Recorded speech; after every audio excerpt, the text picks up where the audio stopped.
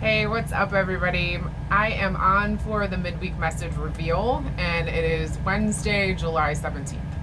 All right. So, thank you for being a little bit open and allowing me to experiment here, as it is exciting to try something different. So, I'd like to just tell you a little bit about the energy of the week, and then we'll jump into the message.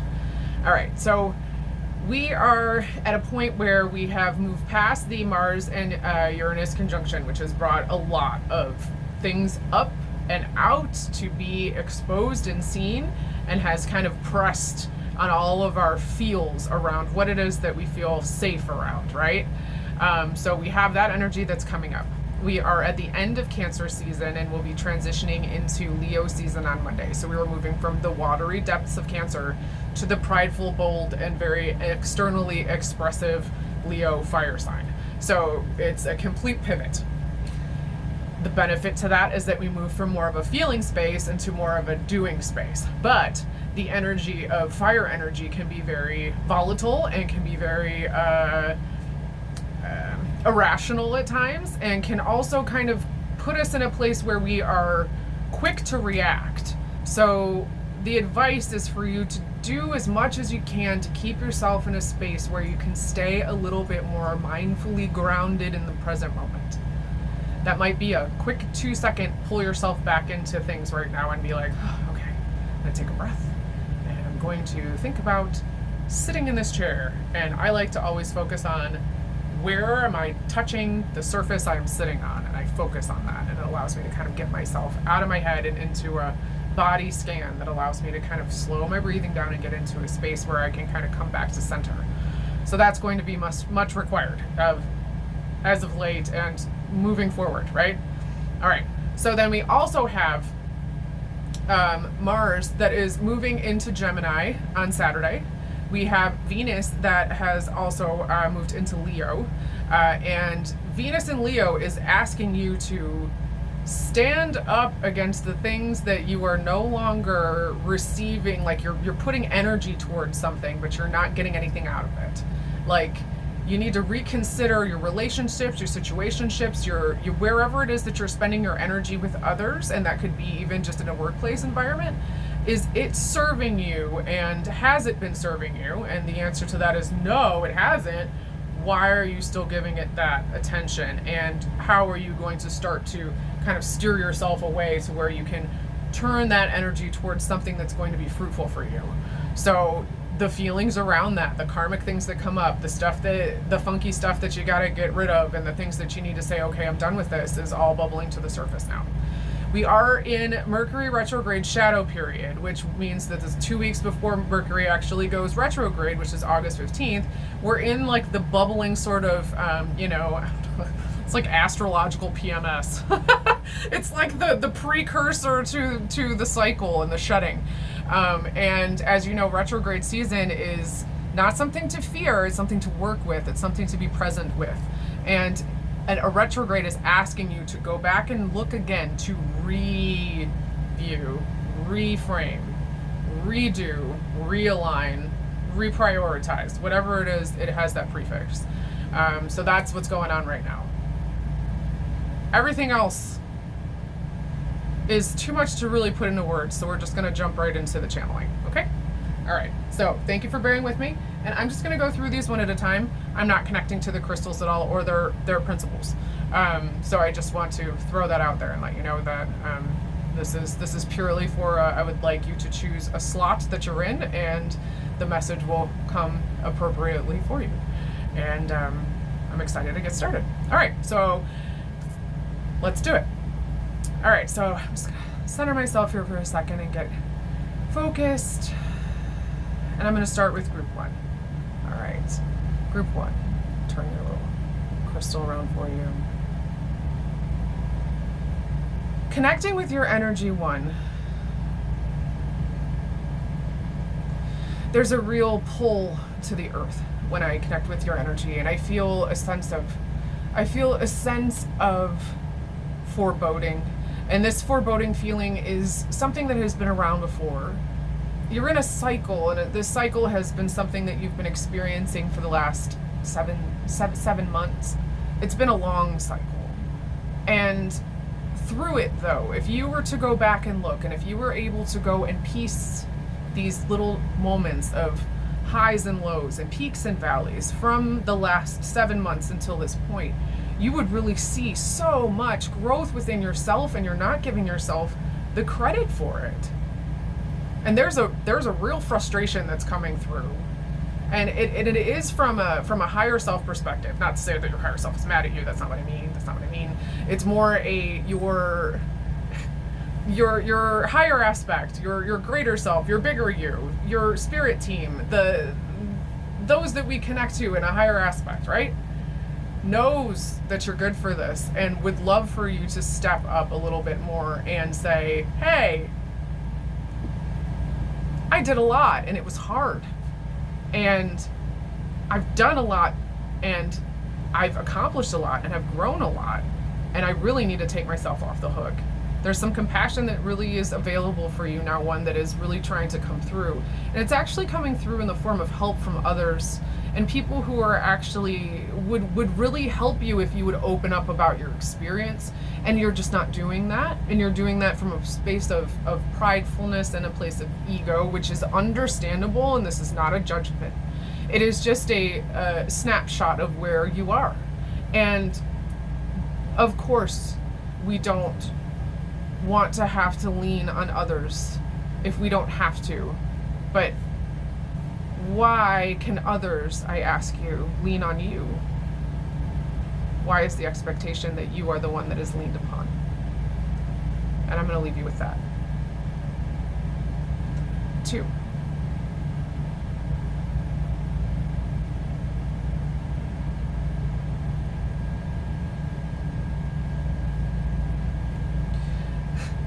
I immediately hear frozen, let it go, connecting to your energy too.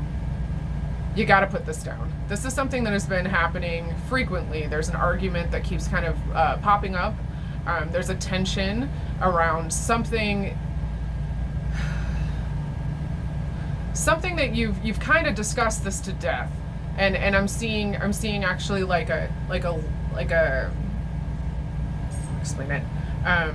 Like when they hang out a rug on a line and they beat it with a stick or a broom, and there's no more debris, there's no more dust. It is actually starting to take a toll on the fabric of the rug. This rumination, this repetition, this obsession, inability to let go, and it's something almost you've gotten so used to it, you almost get a little bit addicted to it. It's almost a desire to be seen and heard by someone who's never going to do that for you. And that's kind of the lesson. The point is for you to see that that's not going to happen, and you can walk away and you can let go. This rug, this metaphorical rug, represents an argument that's tied to an emotion. And I mean argument is in like a, my side, your side kind of thing, not necessarily a right or wrong, but it's more like a stance. And this rug can't withstand more. Its integrity is starting to decay. It's starting to break down. And that's eventually going to happen to yourself through the constant repetition and talking about and ruminating and bringing it up again and getting yourself all riled up. It has nowhere to go. So what I'm going to ask for you to do too is to connect to the emotion that this argument represents, because it's not so much about them or this or right or wrong. It's about feeling unheard and unseen and wanting to feel heard and seen by this other person or this group or who they remind you of, that's connecting you back to a different sort of personality in your past, perhaps a caregiver or someone who had authority over you and made you feel like you couldn't use your voice, but you can. Okay? All right. 3,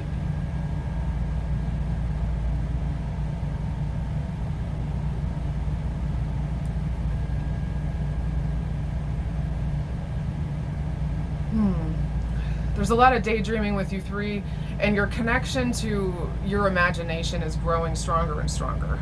The thing is that you need to remind yourself that you can use your imagination for positive or negative. And you have a wonderful ability to think in a magical way. Now, there is a psychological term called magical thinking, which means that you are creating things and thinking that maybe you have made this happen, or are able to enact your will upon that. And that's not necessarily what I'm speaking about here. But I am wanting to bring up the fact that you can move between these two polarities, and you want to stay on the side where it's creative, not on the side where it could be potentially destructive. There's a desire to make a change, and this change has to do with your daily routine. And your daily routine, though, is connected to something else that still needs to be hammered down. So this flux that you've been in hasn't allowed you to get into a place where you can have that structure. And you don't want to admit that the structure is something that you need, and it's okay to admit that. It's not a bad thing. You're starting to accept yourself in a way that you haven't before. You're learning about your patterns and your behaviors, and you're more aware of them. And they're actually being brought up by people around you, and it's kind of pissing you off. And that's okay. And I know how that goes. Your ability to be more authentic with yourself triggers that in others. So when you are standing up and being you, it almost tickles and triggers the other person who is hiding and masking behind something that is they're trying to make a persona or make themselves seem better or happier or stronger or whatever than they really are, instead of just showing up as themselves. And you're starting to realize that the true strength is showing up as you, and that you being you is absolutely the coolest thing you could ever do. But there's a heaviness there because you have to let some things go, because you have enacted this magical thinking upon yourself, and you have enacted magical expectations of yourself that you can't possibly meet. There is a moment and a time here where you can kind of forgive that desire to be the perfect thing, the perfect person, have all of the perfect things and do things the right way. It's not possible, it's not real, it's fake. And you can let that go. And I see you. Be proud of yourself for the work that you've done this far for. 3. Moving on the floor. Okay.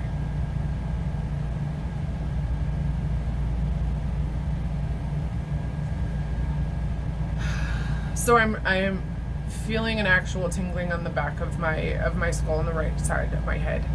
And what it's making me feel is a sense of possibility, urgency. There's an excitement, but at the same time, there's a desire to do something in order to make something change. You're at the end of your rope on your patience here, 4. And there is a need for you to put yourself in a bubble of understanding that your pace and the things that you've had to do that have had an effect on said timeline of what it is that you're wanting to hurry up. You can't really change that. And it's not for lack of trying. You're actually wearing yourself out trying to make something happen in a space where the timing is not right for it. And I hear, oh, but time is an illusion. Yes, time is an illusion, but we also agree when we're in this density and in this body and in this life as this, in the matrix. We agree to certain rules that keep us bound in this reality so we can all play within the simulation, right? So there are certain things that we agree to. Time, gravity, social structures and systems. And you're starting to realize that those things were made up and decided upon at some point. It's almost like you're starting to have a bigger world view about how all of the things work. There's a lot of social issues that are coming up for you that you're wanting to comment on. You're not sure how to comment on those things. I think a lot of people are feeling that way. And I also feel too that there's a feeling of trepidation around really showing up as you all the way, saying what you really think. There's a guarded situation that's happening, and you holding back from truly expressing yourself, while while it isn't harmful, it isn't helpful. It kind of holds you back. It holds you in a space. So while this situation is frustrating and you want things to speed up or change, the advice is for you to distract yourself, in a sense, from doing something other than thinking about this issue, because it's really drawing you and pulling on your energy and causing you to be quite fatigued. And the energy that kind of is moving here through the right side of the skull is quite speedy. It's got a real kick to it. It's exhausting. So what's going on in the mind should be moving out as we work through and ground.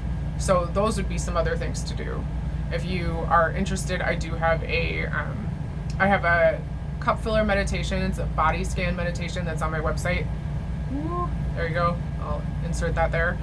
If you'd like to download that, it's a great 13-minute meditation to get you into a grounded state and kind of bring you back into a state of stasis where you can work from. So when you're feeling overly triggered or emotional or overly exhausted and not able to kind of keep up, or feeling like you're at the end of your tether, I feel like there's a lot. Every number seems to have an element of being at a breaking point or a change point or an end point.